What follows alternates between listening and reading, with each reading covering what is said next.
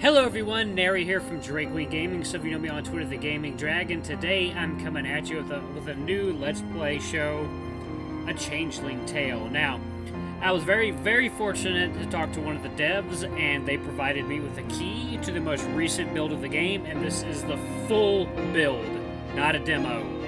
And let's lower that wonderful music a little bit. Okay. Ooh, excuse me. So this will be my playthrough of a Changeling Tale. As it gets updated, I'll of course switch to the more recent version. We're gonna start off again, see what if any art assets have changed, if anything's been fixed or modified.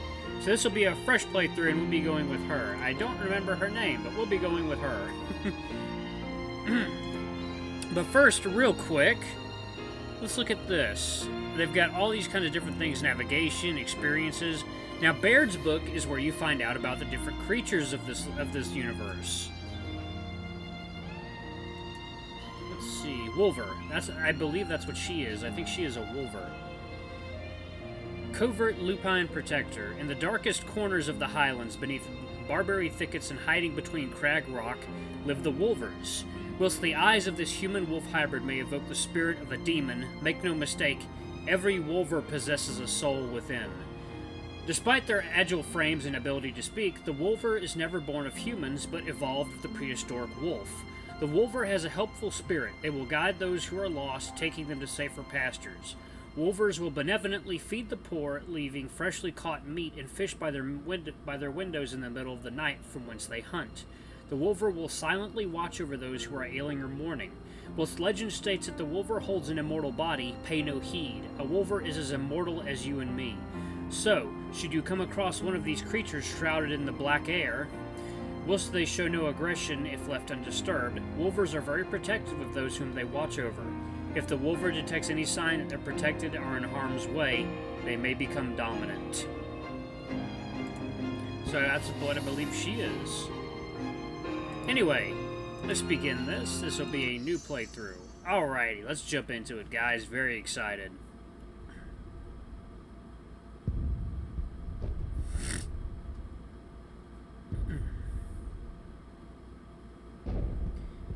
The chill wind brushes my skin as I huddle against the trench wall. It's a sure sign that winter will be on us soon. I pull my legs in closer to brace myself against the cold, and my boots squelch loudly as they drag through the mud. A star flare arcs lazily across the sky. My thoughts drift to that first winter when I disembarked in France, wondering if the war would be over before I even made it to the front. I have to do my Scottish accent, my mock Scottish accent. Hardly. The heart of that enthusiastic boy may have died 4 years ago, but I live on. 4 years of living a nightmare. In many ways, tonight's is no different. The distant thuds of shell fire, the occasional crack of a rifle shot piercing the air, the devil's lullaby. But the fire is sporadic and rote as dawn approaches. There's to be a ceasefire today, and so we are told. Rumors are circulating that it will go into effect across the whole front. Could the nightmare finally be coming to an end? I tell myself I should feel joy, relief, hope, something. But those feelings elude me. The other lads are silent as well. Silence and emptiness. Is that all the future holds? No answers are carried on the whistling wind. My hand fumbles inside my soaked overcoat and produces a letter. I've read it a dozen times, and I read it again. Dearest Malcolm, it is with a heavy heart that I write to you. Just yesterday we received word that your beloved grandfather has passed on to the hands of our Heavenly Father. There may he finally rest in peace. Your grandmother assures us that she will be fine, but we know that whilst life on the farm is quiet, it is also full of duty. We fear that she will be unable to make ends meet without assistance, particularly in these troubled times. Am I even doing a Scottish accent at this point? Okay.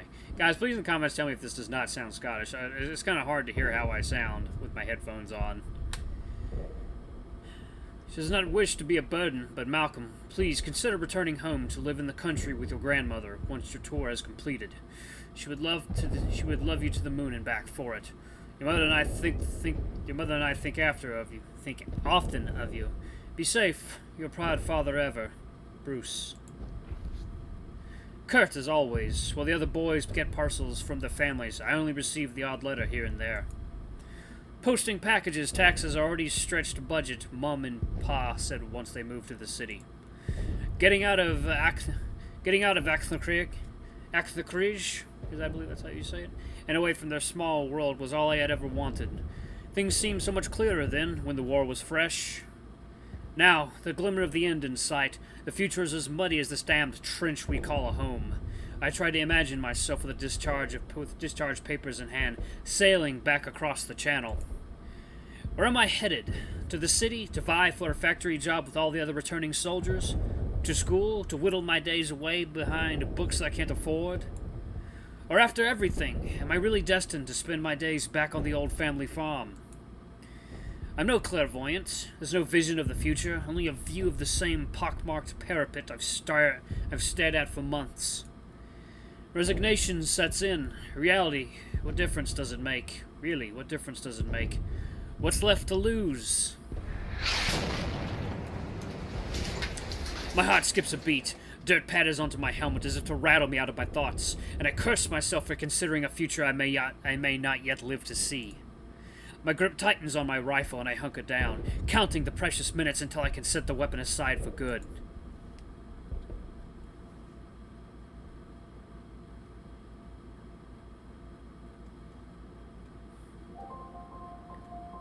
Once I knew I was returning home, I was flooded with relief. My life could begin again. Malcolm was safe. It was all that mattered. He was alive. I could only hope he was unharmed, and that no further damage would ever come to him.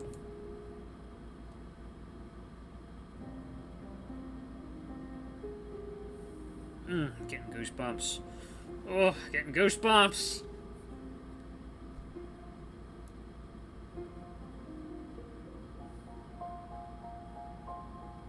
God, I love this. So good! Oh, so high quality.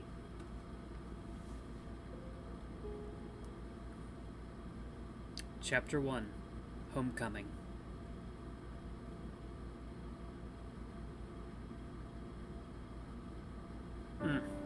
Beautiful. Almost home, Hazel. I lean forward and pat my new companion as we trot along the ridge toward the village. It's been quite a long ride from Strathclyde, where I picked her up at auction. The mare offers a disapproving snort, as if to say this is clearly not her home. Home. Away the word in my mind. Is it truly my home anymore? I've trod up and down this road almost all my life, but that feels like it was ages ago. All around us, the foothills roll musically, like lines in a songbook. I would like to think I could still play a few notes on the flute my father whittled for me out of pine when I was still a wee lad. The memories are flooding back, all right, but they feel disconnected, as if they are from someone else's life, like sitting in the audience at a moving picture. Still, I can't help but feel emotional from the familiar scenery. The bluebells and heather are in full bloom, though it is May and still the season of cold spells. It's almost enough to quell the memories of the desolate landscape I left behind. A fresh start and a clean slate. Maybe this can be home once again.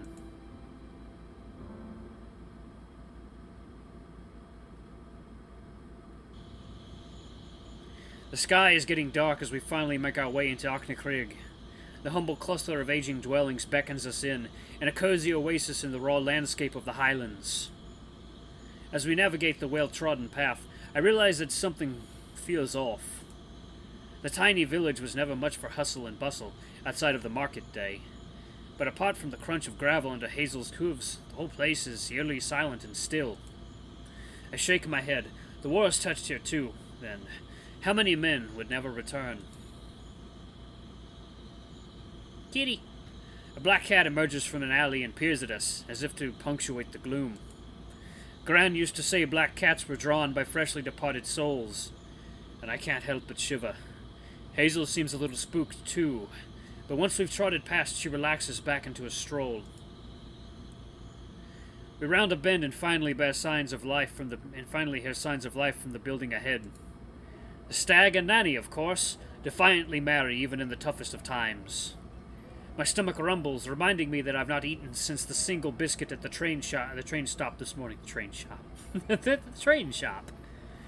A pint and a hearty stew would sure fill every craving inside me right now.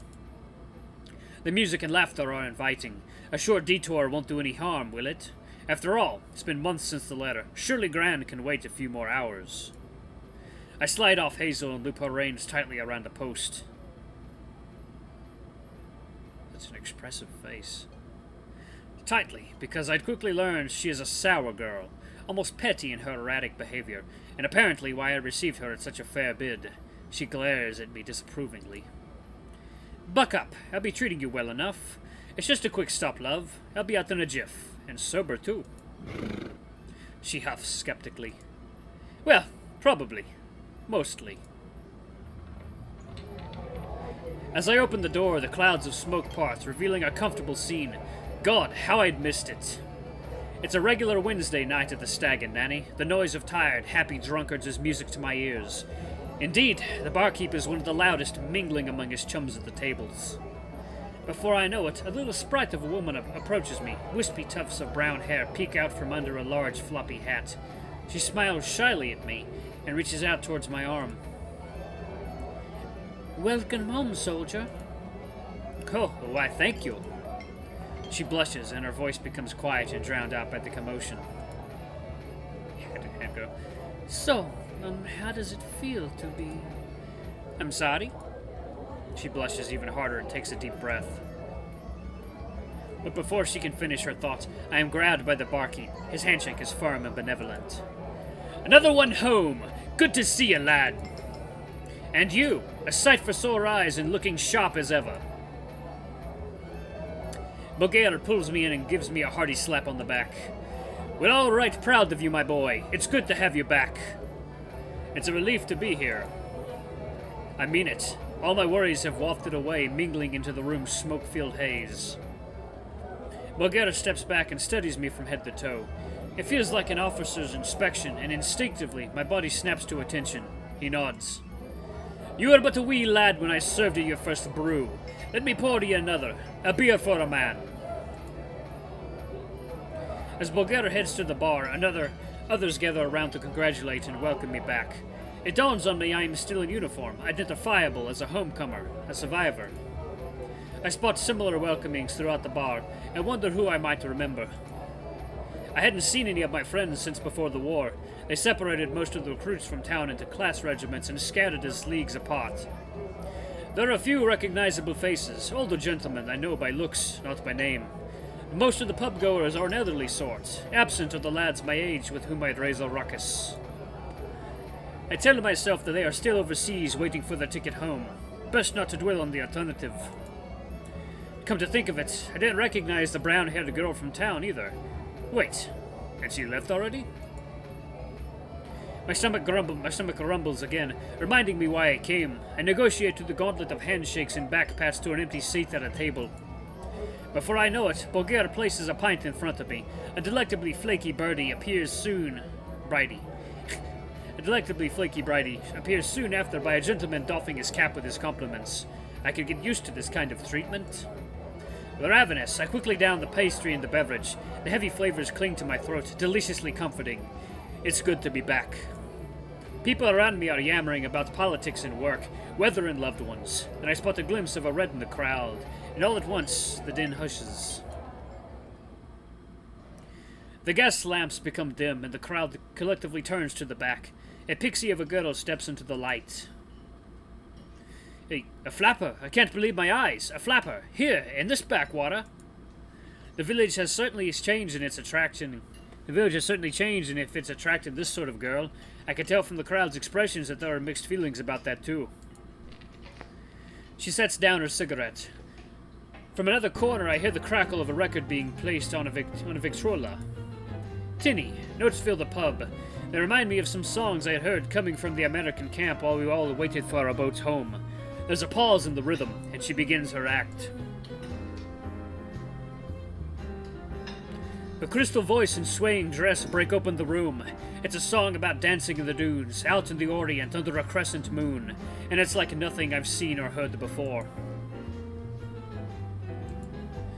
Her red lips shine as she smirks and chirps her way through the tune, toying with the audience. She's a flirt and a stunning one at that. I beckon Boygail over.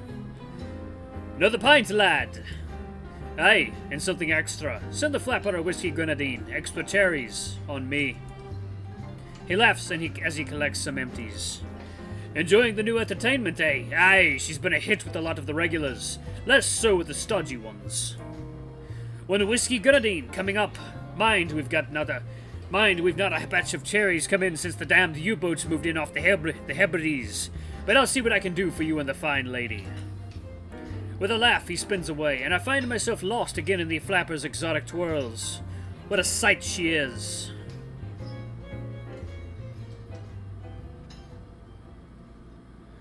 Eventually, the performance comes to an end. One last pirouette and tease of curtsy. And the crowd bursts into hollers and applause.